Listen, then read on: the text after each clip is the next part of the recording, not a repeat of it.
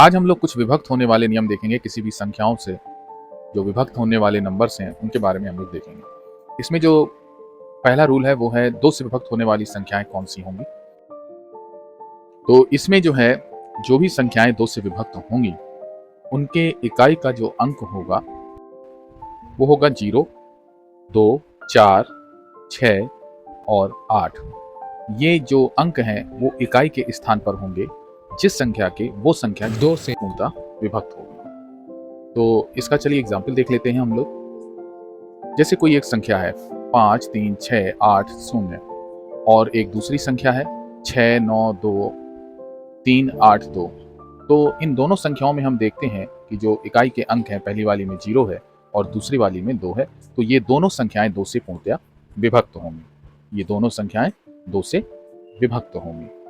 ठीक है, तो आपको इस चीज को ध्यान रखना है कि यदि किसी भी संख्या का जो इकाई का अंक है वो अगर 0 है, 2 है, 4 है, 6 है और 8 है तो वो संख्या जो है दो से पूर्णतः विभक्त होगी।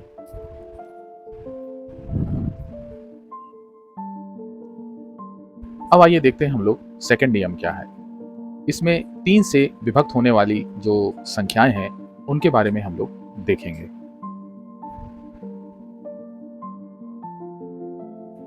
तो 3 से विभक्त होने वाली जो भी संख्याएं हैं उसमें हमको देखना है कि संख्या 3 से जब विभक्त होगी जब उस संख्या के अंकों का योग भी 3 से पूर्णतः विभक्त होगा। ठीक है, तो 3 से विभक्त होने का जो नियम है वो ये है कि कोई भी संख्या 3 से जब विभक्त होगी जबकि इसके अंकों का जो योग होगा वो 3 से पूर्णतः विभक्त हो। तो इसके लिए हम लोग जो है एक एग्जाम्पल देखते हैं। जैसे एक संख्या है 6, 7, 5, 4, 0, 2। अब इस संख्या के अंकों का हम लोग योग करेंगे। तो इन संख्याओं का योग करने पर हमें मिलता है 24। इन सारी संख्याओं का अगर हम योग करते हैं तो वो मिलता है हमको 24। और 24 को अगर हम 3 से डिवाइड करते हैं तो ये पूर्णतः इससे कैंसिल हो जाता है। तो इस प्रकार जो दी गई संख्या है ये पूर्णतः 3 से विभाजित होती है।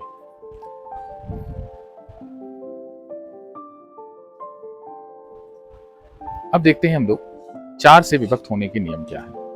यानी कि कोई भी संख्या जो 4 से विभक्त होगी उसके क्या नियम। मान लेते हैं कि कोई एक संख्या है 1, 2, 4, 5, 7, 8। तो इसके लास्ट के जो दो अंक हैं वो यदि 4 से पूर्णतः विभक्त हो रहे हैं तो ये पूरी की पूरी जो संख्या है वो 4 से विभक्त होगी। जैसे 88 को अगर हम 4 से विभक्त करें तो ये पूरा पूरा विभक्त करता है यानी कि 22 आता है। तो इसका मतलब है कि जो ये दी गई संख्या है वो पूर्णतः 4 से विभक्त है।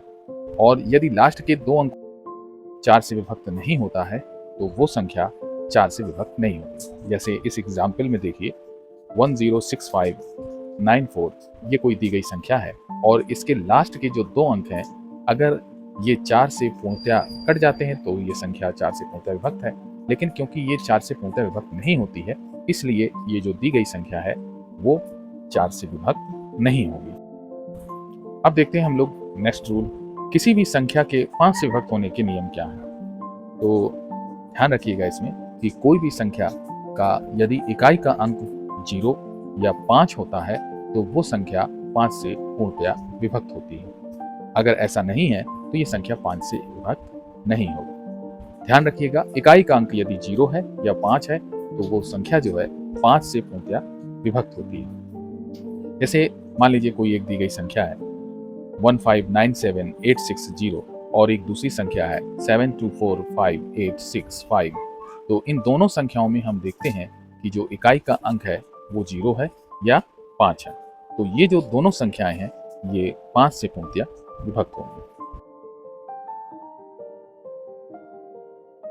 नियम को ध्यान रखिएगा कि इकाई का अंक 0 या 5 होना चाहिए।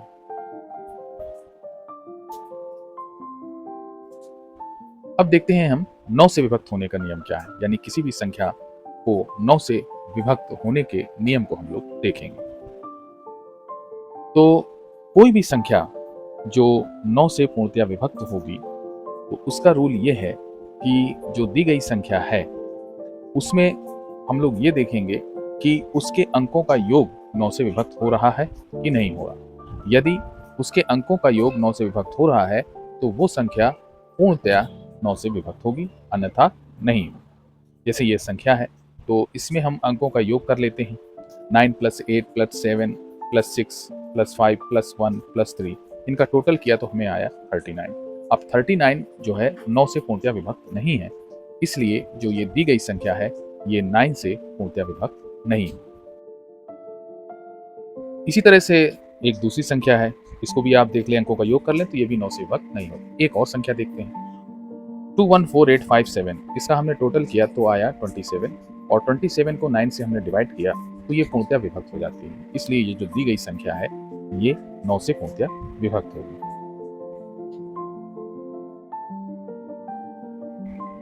अब चलिए देखते हैं हम लोग नेक्स्ट रूल।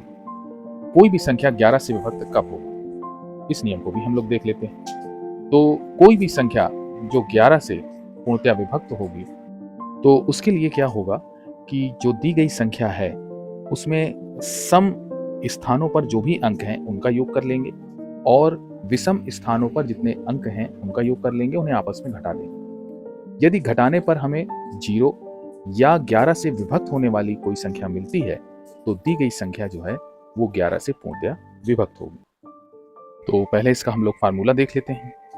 सम स्थानों के अंकों का योग माइनस विषम स्थानों के अंकों का योग, और यदि ऐसा करने पर हमें जो संख्या प्राप्त होती है वो यदि 0 है या 11 से विभक्त होने वाली कोई संख्या हमको मिलती है तो दी गई संख्या 11 से पूर्णतया विभक्त होगी, अन्यथा ऐसा नहीं होगा। तो चलिए इसको एक एग्जाम्पल से हम लोग समझते हैं। मान लेते हैं कि कोई दी गई संख्या है 1 3 6 1 0 5 2, तो इसमें हम इकाई से नंबरिंग करेंगे, यानी कि इकाई का जो अंक है उससे लेकर के नंबरिंग करेंगे बाईं ओर, 1 2 3 4 5 6 7। अब इसमें हम देखते हैं कि जो सम स्थानों पर जो जो अंक हैं उनका हम योग करेंगे। तो जैसे दूसरे नंबर पर 5 है, सम स्थान है, इसको लिख लेंगे। फिर इसके बाद चौथे नंबर पर 1 है तो इसको ले लेंगे। फिर छठे नंबर पर 3 है तो इसको हम लोग प्लस कर देंगे क्योंकि ये सम स्थान है।